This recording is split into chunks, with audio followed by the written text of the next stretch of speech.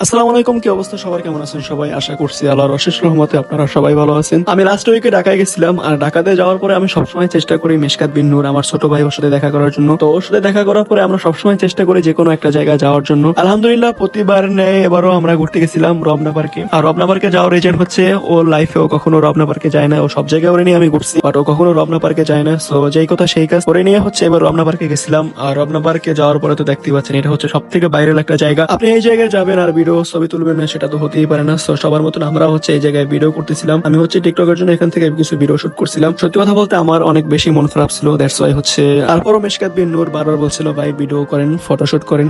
So যেই কথা সেই কাজ, ওর কথা অনুযায়ী আমরা অনেকগুলো ভিডিও করছিলাম আর হচ্ছে বেশ কিছু ফটোশুট করছিলাম। সত্যি কথা বলতে আসলে ও অনেক হাসানোর কথা বলছিল, তো অনেক হাসতেছিলাম। তো তারপর হচ্ছে কিছু ইমোশনাল ভিডিও নিছিলাম, তো দেখতেই পাচ্ছেন। আর একটা কথা বলে রাখি, আপনাদের যদি কখনো মন খারাপ হয় অবশ্যই আপনি রমনা পার্কে ঘুরতে আসবেন, আশা করি আপনার মন ফ্রেশ হয়ে যাবে। আর সত্যি কথা বলতে যারা উইকেন্ডে বা সুন্দর একটা সময় কাটাতে চান বা সুন্দর একটা সময় পার করতে চান, তাদেরকে আমি সাজেস্ট করবো অবশ্যই আপনি রমনা পার্কে ঘুরতে আসবেন, আশা করি আপনার অনেক বেশি ভালো লাগবে। আর ঢাকাতে এখনো অনেক মানুষ আছেন যারা ঢাকাতে থাকেন কিন্তু কখনো রমনা পার্কে আসেন না, আপনাদের অবশ্যই উচিত যে জীবনে একবার হলেও রমনা পার্ক থেকে ঘুরে যাওয়া। তো আজকের ভিডিওটা এই পর্যন্তই, সবাই ভালো থাকবেন, সুস্থ থাকবেন। আর অবশ্যই যারা এখনো রমনা পার্কে ঘুরতে আসেন না কখনো, আপনারা অবশ্যই একবার হলেও জীবনে রমনা পার্কে ঘুরতে আসবেন, আশা করি আপনাদের অনেক বেশি ভালো লাগবে, অনেক বেশি এনজয় করবেন। ধন্যবাদ সবাইকে।